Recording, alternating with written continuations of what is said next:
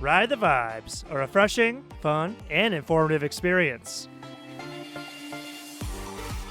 Join Steve and Winnie on VoiceTube Studios. Hey everyone, welcome back to Ride the Vibes. This is your host Steve. And this is Winnie. All right, today's topic is going to be childhood in the East versus the West. Childhood in the East versus the West. We'll be sharing our experiences.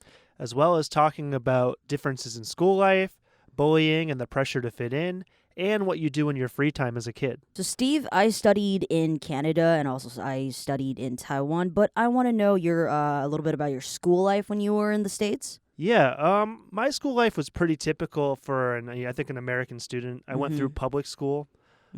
So public school tends to be a little bit more relaxed in terms of like the uniform and stuff. Like there's no real guideline to the clothes you have to wear, or there's no school uniforms, which I think is pretty different than Taiwan. Yeah, in Taiwan, all the schools, starting from even kindergarten, preschool, elementary school, all the way to high school, we do have uniforms, and a lot of people are very, very proud of it. I have to say, because it represents the school. But I think in recent years, I've seen news about how because girls are forced to wear skirts or dresses, right?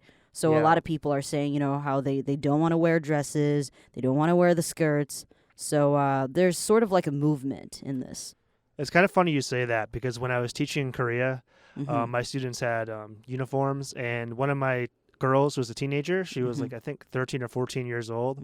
She said that. She's like, I hate the school uniforms. They're totally better for the boys. The boys get to wear long pants in winter and shorts and t-shirts in summer, but no matter what part of the year, I have to wear a skirt, even when it's like freezing cold and snowing outside. Yeah, I mean, it kind of doesn't make any sense. And I mean, the uniforms for the guys are usually more comfortable.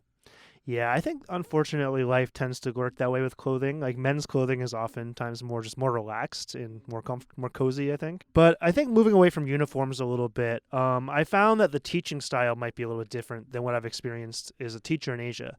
Like in the West, we have a big focus on stuff like arts, individuality, and athletics. So kids are often, their parents like them to play sports after school, or their parents like them to pursue different arts like painting or music, or some kind of like extracurricular activity that might not be related so much to academics. Yeah, well, in Taiwan, we focus more on academics and extracurricular activities or sports or arts. It's not encouraged and sometimes even frowned upon because the teachers or your parents may think that if you do that, you're not going to be able to focus on your schoolwork, and you're basically useless if you're not doing well with schoolwork. I see, but I do notice that a lot of kids in Taiwan learn the piano. Piano is considered like a talent that everybody should learn. Taiwan. Whenever I think of the piano in terms of music, I always think of it as kind of like the intellectual instrument.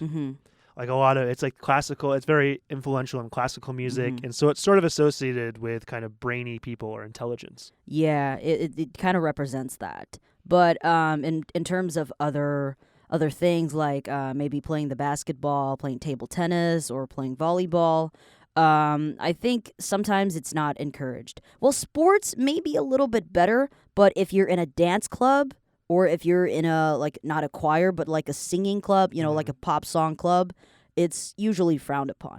Okay, and does that remain until like high school or university? When does it become more acceptable to follow your own desires with pursuing art? I think in high school, but mainly in public schools. If you're in a private school, well, I was in a private school, so they don't really encourage us to join clubs and stuff because they think it's going to bring down your grades. Take myself and my sister, for example. When I was younger in elementary school, I used to love playing the table tennis. I was in a school team, and my dad just refuses me to keep learning. They were gonna make me like a professional athlete for table tennis, but I didn't keep playing. And for my sister, she's very artsy. She's really good in painting and stuff. But my dad refuses to let her keep learning.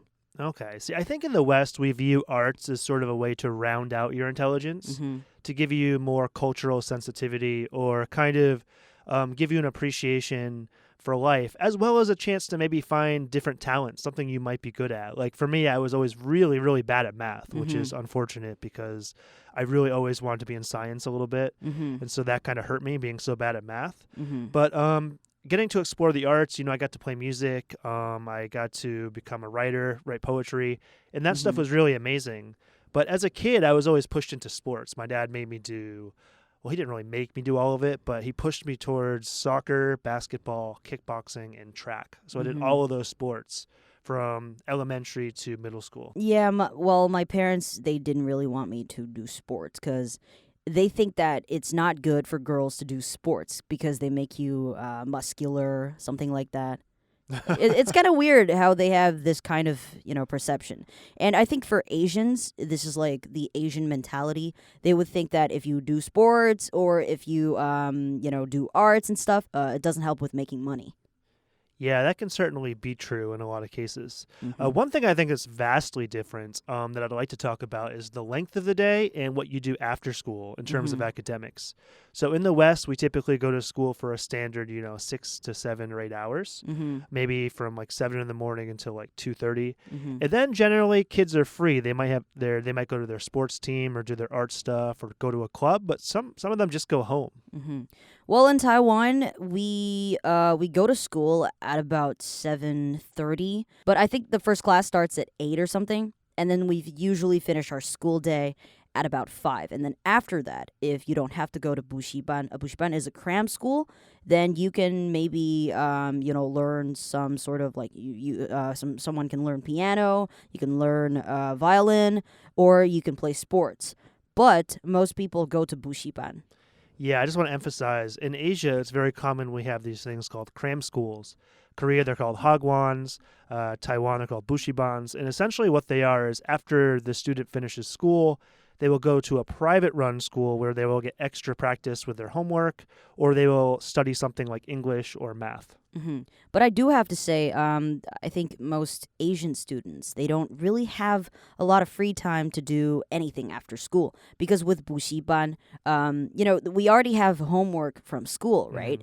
And then you also get homework from Bushiban. So basically, you just have endless homework after homework. Right, yeah. When my students in Korea told me about their day, it sounded really miserable, to be completely honest. Like they woke up at 6, they went to school, and then they went to the cram school until maybe like 8 to 10 o'clock. Like some of these cram schools run until 10 at night. And I think in the old days, they used to run until midnight, if I'm not mistaken. Yeah, I remember when I was in junior high school, I always get off the cram school at about 10. And then, it's like it's already pretty late for a junior high school student. And then when you go home, you do have to, you have to shower. And then you got to pack up for, the next day. And you got to wash your lunchbox and stuff. So basically, we can't really go to bed until like after 12 or something. And then the next day, we have to wake up at 6. Yeah, it sounds like a really hard life. Like the way my Korean students made it sound, they had to choose between doing something they wanted to do, like watch anime or sleep. It was like that. That's kind of true. And I think this is not really a good thing because with this type of schedule, I don't think students have time to interact with other people, and this is a huge problem. Well, what about your parents? I mean, I'm just thinking in that school day, it doesn't sound like you have time to even really see your family. Yeah, that's actually the case. Because everyone is just so busy. I mean, they're at work, and I'm at school, and then I go to cram school. I didn't really get to talk a lot to my dad and my mom. So I think that's also a huge problem because they don't really get to know you. So they don't know what you want. They don't know what you like.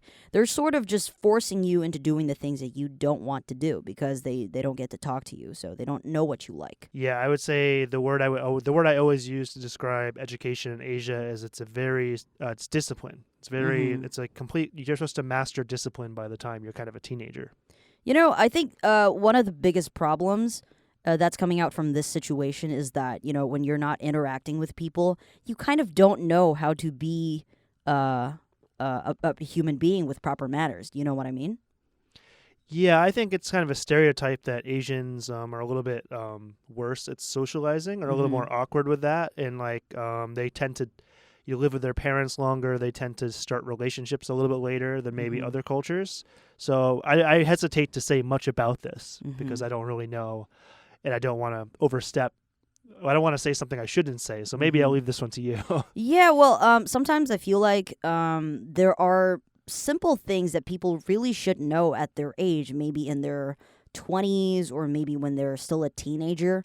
But I feel like because they're so overly protected, you know what I mean? Because the parents really want them to focus on schoolwork, so everything is done for them. So sometimes I feel like there's a big problem with their daily lives and how they talk to people and how they interact.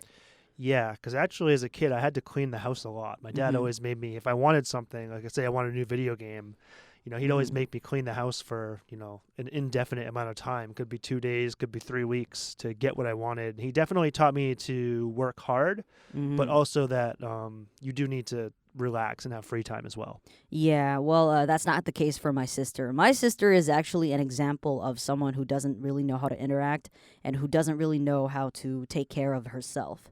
That's why this year I asked her to go back to Canada. She's living there alone with the homestay family. So hopefully things are going to get better. All right, that's pretty interesting, actually, and that's cool that your sister lives in Canada. Let's go on a little bit and change the subject to bullying and peer pressure or pressure to fit in. In the West, it can be really hard to deal with the pressure of school because we're almost too individual, where you start kind of like putting people into categories. Like, you guys are the nerds, and you guys are the jocks, and you guys are the, the geeks. And we have kind of what's called cliques, groups of people that work together, but they sort of outcast everyone else. Yeah, I think we have people like that, but mainly girls. The boys don't do that so much? I don't think so. I mean, the boys are just... during recess time, they just go play basketball and stuff or dodgeball. So I think the guys are usually nice. Okay. In the West, I can't really say how bad the girls do it. I think they have their own system. But as being a guy growing up and hanging out with, boys in elementary and middle school, it can be very hard because, like, it seems like when you're that age, you're really obsessed with all the new trends. Yeah. So I remember it was really ridiculous in middle school. I just pretended like I hated like all the music that I grew up listening to for the last 10 years. And I was like, I'm just going to listen to rap music. And I just like took my binder that had all my books and stuff in, and I wrote the names of all these rappers on it. And I was like, rock and roll is bad. Jazz is bad. I like rap. Yeah, I think, everyone in their teenage years, everyone's just trying to fit in. So I think the same thing is happening in Asian countries as well, because you want to try to fit in. But I think the biggest problem for people who can't really fit in is they probably don't have the money to do it, because trends, meaning that you might have to spend a lot of money on buying new clothes, buying, the hottest shoes or something, or maybe phones. Because at that time when I was in junior high school, that's when the first iPhone came up. Okay, wow, that's a totally different experience than I had. As a kid, I don't really think I ever worried about money because, for me at that time, being in elementary school, it was really all about Pokemon, to be honest. Like, it was Pokemon cards, it was Pokemon the video game, and as long as you were, like, into that or you were into sports, like, it felt like you could pretty much talk to anybody. Yeah, I think my time was a little bit harder because, the tech, because of iPhones and stuff, and I don't really have money to buy an iPhone, so yeah, that happens. So I think that can definitely be a massive pressure for people, and I think I'm just fortunate that I'm not going to say I've never felt that, because I've definitely had someone make fun of my shoes before because I wasn't wearing like Nike or something. But I'm lucky that I think my group of friends was not really focused on that so much. But what I do remember, and this is probably completely different than Asia, is in the West, there's sometimes boys that think it's cool to do bad at school. Like, we think it's really cool to like fail a class or to like get a D or something. And if you get an A, you're like this nerd that's like, too academic and you're not one of the cool kids. Well, I think it's kind of the same in Taiwan, but for the smart kids, they're still doing pretty well, with their grades. But I think a lot of the guys, they do like to do stuff to get girls' attention or get the teacher's attention. Yeah, I just remember it was really weird because someone would be like, yes, look, I got a 40 on this test. And they'd be like kind of like a badge of honor. Whereas like I did that. I was into that for like 1 year. Then I realized I was like, this is just really stupid, and this is definitely not the route I should be going. Yeah, that's But definitely true. I don't think the girls did that so much. Yeah, not the girls. I mean, the girls, they're just like, what they do is just, they're just mean, and then that's how they get their attention. Yeah. Yeah, I've always, girls have their own little hierarchy and way of doing things. But I guess like talking about peer pressure, I'll tell you one story just because this one's kind of funny. The one time I was bullied, I wasn't bullied very much just because I was usually very relaxed, and I tend to not really rub people the wrong way, especially in school.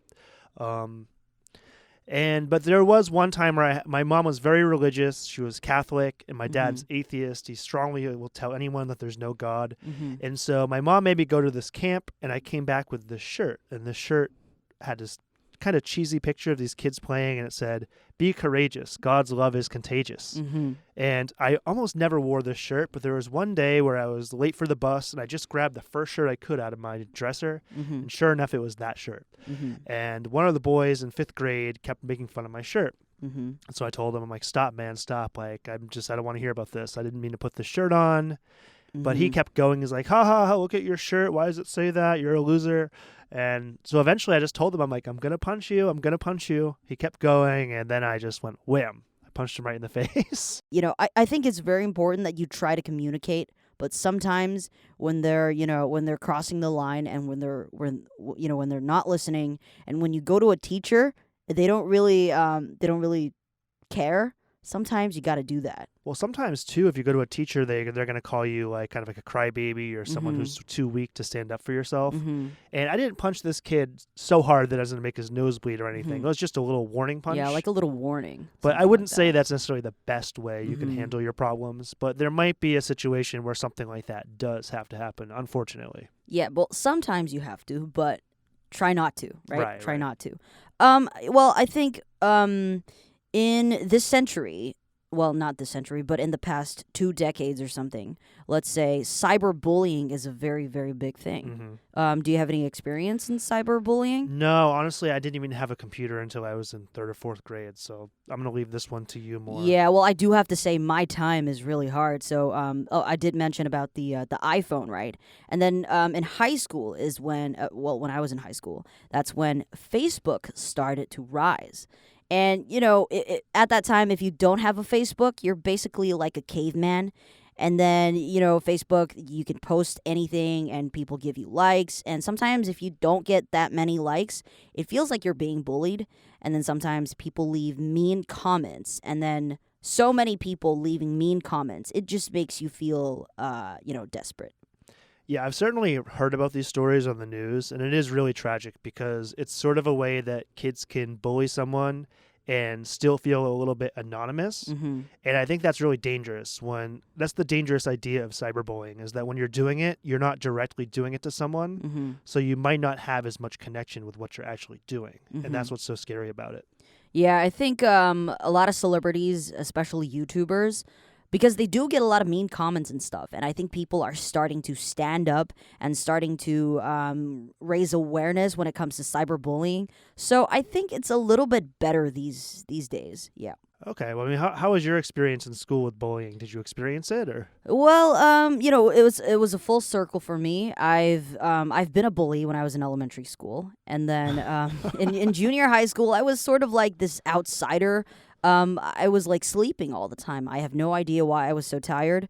Because back in elementary school, I was really skinny and very athletic. Like I said, I used to play in the table tennis team. And then I run super fast. So I'm kind of like the popular kind of kid. So I kind of bullied people. And then back in high school, because, Facebook and iPhone and all those cliques with the queen bees, the girls and stuff, I got bullied. And then in my senior year in high school, I started to focus on myself, and I started to learn more things, and then tried to boost myself, trying to become a better person. Like I tried to create a better future for myself and just leave all that stuff behind me. And so in college, I became the popular kid. So it's a full cycle. Yeah, that's actually really, I mean, I don't want to say it's cool, but you got to experience both sides of it, so it gave you more perspective, whereas someone who's only experienced one side might not have that. Yeah, and it certainly taught me that bullying is not good, And it's very important that you give back to others, because when I was being bullied, there was a lot of people, who came to me and helped. So I think it's very important that I give back to the people around me. So whenever someone comes up to me, I would just definitely listen to them and try my best to help them. So yeah, that's my experience with bullying. So why don't we move on to our final section where we want to talk about free time. All right. Well, I mean, my free time, this is like my childhood was, I think, pretty good. I mean, I had a lot of free time, and I lived in a place with a ton of nature. So I spent a lot of my days, outside and wandering around the woods, exploring the areas around my house, which seemed really, really big back then. Of course, not so big when you grow up, but they seemed like these crazy, big places, like with the frog ponds and the woods around my house. And, there's even a little waterfall in my city. So these places just seemed massive as a kid. It sounds like you're living in a forest. It really sounds like you're a frog pond. Well, I come from Portland, Maine, which is a small city of 70,000 people in the northeast U.S. And so, yeah, we have nature all around us. Our city is quite small. I grew up in the suburbs, which meant basically plots of houses right next to each other. I didn't really grow up in a city area per se. And so, yeah, there's tons of nature all around us. And we are that kind of city where you have the ocean on one side and just massive, basically endless forest on the other side of you. Oh, that makes me very jealous. Well, since I grew up in Canada and also Taiwan, I spent a little bit of time in both countries. So I can talk about my experience in Taiwan first. When it comes to free time, there ain't no free time. There's no free time because, like I said, after school, I go to cram school. And, I usually don't really get to spend time with friends. And like I said, growing up, I didn't really have a lot of allowance. So it's kind of harder for me to hang out with friends. Because when you're hanging out with friends, in Taiwan, the thing you can do is probably just watch movies or sing karaoke's or have meals with your friends. But when I was in Canada, I have to say it was the happiest time of my life.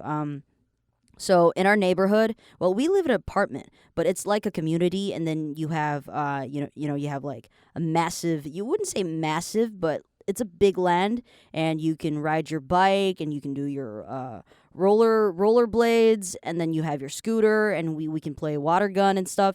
And I used to climb a lot of trees, so it was a very, very happy time. Yeah, North America tends to be very outdoorsy in general. But I think on the flip side of that, I don't want to make it sound like I was completely this rugged outdoors kid, because I did love video games a lot. And I spent a lot of my childhood with stuff like the Super Nintendo and original PlayStation and N64.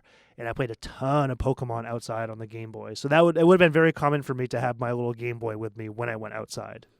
Well, that's not the case for me. But my dad did buy me like a Game Boy or something. Oh, a Game Boy Advance. Oh, nice. So someone stole it from me. I was in Canada. So there was this once my dad went to Japan for a business trip, and he brought me the Game Boy Advance. And I was in Canada, so someone stole it from me. So yep, there goes my video game life. Oh, okay. Yeah, there's a really cool picture of me camping. My family went camping every summer, and there's this really cool picture of me when I was 8 years old, sitting on this rock in the middle of the water, just playing my Game Boy. Well, you brought a Game Boy in the nature. I did, yeah. Yeah, well, growing up, I don't really have a lot of camping experience, but I do love the nature. It feels nice there. It gives you a sense of peacefulness. So I am definitely camping more now that I'm in my 20s. Yeah, it's really awesome. I think nature is insanely important for everyone to have in their lives. Even if you live in the city, you should find a way to experience it. But yeah, my childhood, I mean, I definitely studied. I definitely did my homework and got everything done. But I did a lot of playing and, enjoying my life as well. Man, you had such a great life. Well, for the first 18 years. All right, I think that's the time we have. All right, thanks for listening to Ride the Vibes, and we'll catch you guys on the next episode. All right, see you next time.